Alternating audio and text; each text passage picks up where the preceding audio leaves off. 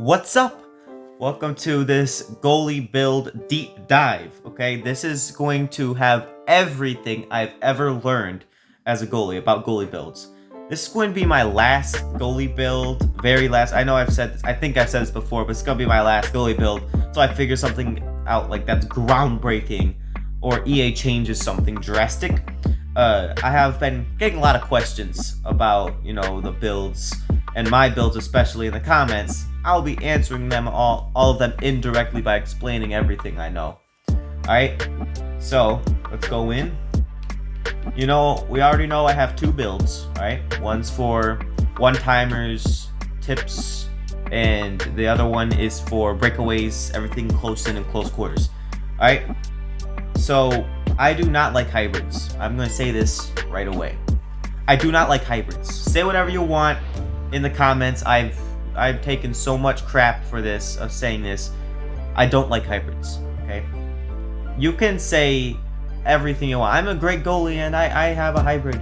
Okay, that's good for you. I'm just saying that, I'm not saying hybrids are horrible and are unplayable and you can't be a good goalie with them. I'm just saying these builds are better, It's not, just because these are better doesn't mean the other one is bad. But these are better, so what's the point of using a hybrid if there's better builds than that, you know what I mean? So, I just don't like hybrids. I'm never using a hybrid unless I figure something out with a hybrid or someone else does and I decide it works. Alright, so like I said, stand-ups are for tips, one-timers, heat seeker, and everything far out and you can't get screened as easy. And butterfly is for basically the opposite. It's for breakaways and close quarters. Alright, which I think is important. But remember, this does not mean that butterfly is bad at one-timers, tips, etc. And this does not mean that stand-up is bad at breakaways and stuff like that.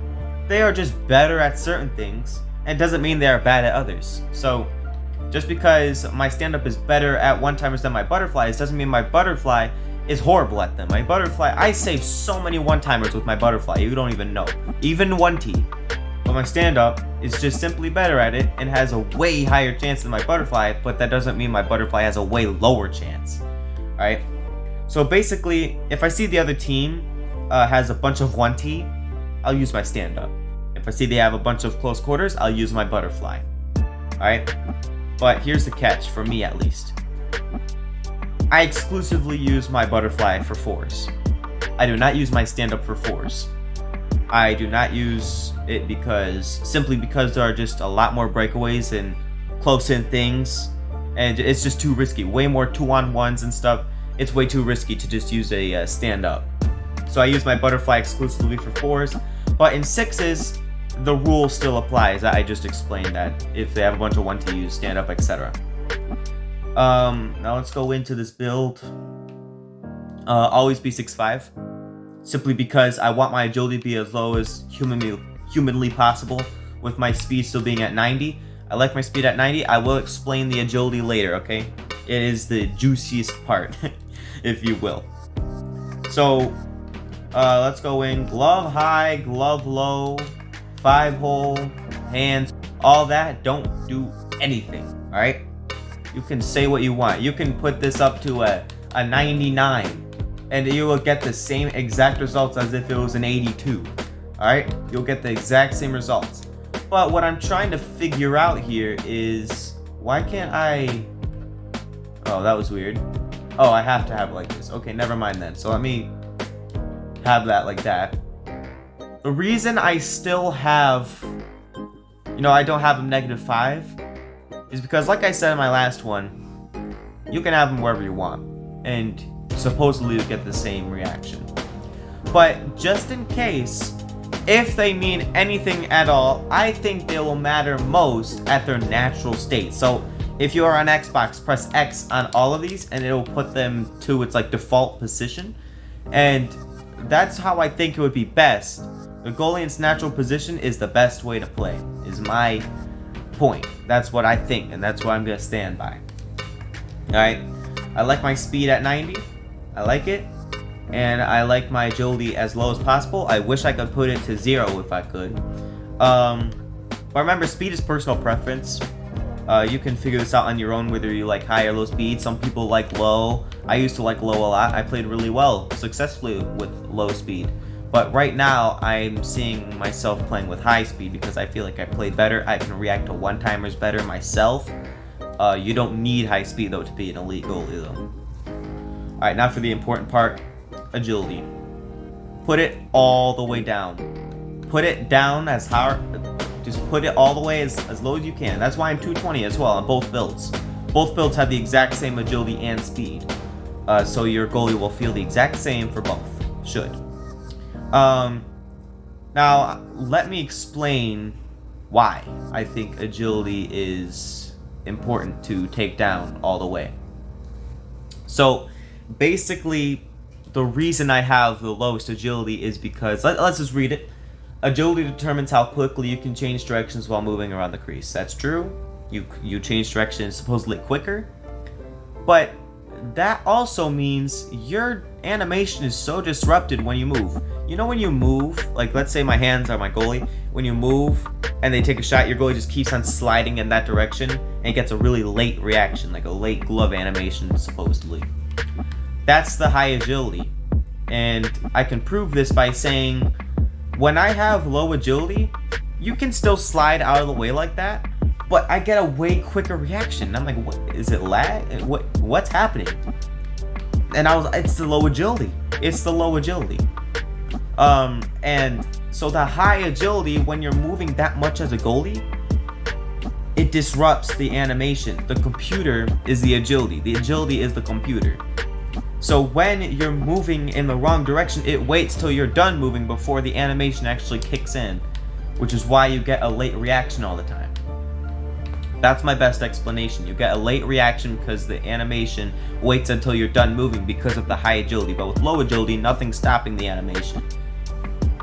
Rebound control is, it doesn't really work on a stand-up. I have it at 86, but it does not matter. I think I only have it at 86 for one of these things. Vision is important on all builds. Breakaway and recovery don't matter at all. Put them all the way down. It doesn't matter. You can put them up if you want, but just so you can maybe have high breakaway. I used to think it mattered. Doesn't really matter. X-ray. I have X-ray on my stand-up because I want to see through screens all the time, all day, every day. I have sponge for rebounds. I can tell rebounds are better with sponge. I know that's not really what rebounds or what sponge is supposed to do, but I can tell it helps with rebounds a little bit. Rebounds are still pretty bad on a stand-up though, but at least this helps. And that's that. I put on light work just because it was available. Nothing else is really here, and I don't. If it matters at all, I would rather save wrist shots than slap shots. Alright, so that's the stand-up build. Now the butterfly build is basically the exact same concept. When it loads in. I'm sorry, I'm not going to have too much editing in this because I don't really feel like editing today. But 204 pounds. I'm going to explain why. I have 204. I'm 204 pounds. Because I want my speed to be at 90 and my agility is still at 78. So it's perfect. It doesn't really, it feels the exact same way. Nothing's changed. Press X on both of these, glove high, glove low, just in case. I'm not sure yet, but just do it just in case. I know I've been playing very successful with my glove, with my low in hands like this. I have butterfly effect because when things are in close, I want my goalie to drop down a butterfly as quick as possible by himself. When things are that close to the goalie, and then it's way easier to save close quarters. And then when you're in butterfly, you can still make saves. It's really nice. So I have sponge, same reason. X-ray, just in case I don't know if it works as well. I don't think it does, but it'll work. It works in some sense. Rebound control matters in this. Vision, I know it works. It matters a lot in butterfly, especially. Put your rebound up. I like it at 92. 92 is good for me. Now, these builds aren't really for copy and paste. You can if you want, if you just don't really feel like making your own build. But you can just go off of this, and this is a very effective build. This is just a pattern to follow. You can have whatever speed you want. I guess you can have whatever agility you want. You can still be a good goalie with high agility, but it's just better, way better if you have a low agility. Alright, that's the video. I hope you guys enjoyed. That's basically everything I've ever learned in this game for builds. Let me know if you want any more tips. I don't know if there's much more tips to be given. I've shown you how to save breakaways, the best builds, all that. And I've given gameplay, which is I think the best way of showing how to be good. But I'll see you guys next time, alright? Let me know if there's any questions that I haven't answered, and I will answer them in the comment section. If it's interesting enough of a question, I will put it in a video. Alright, goodbye.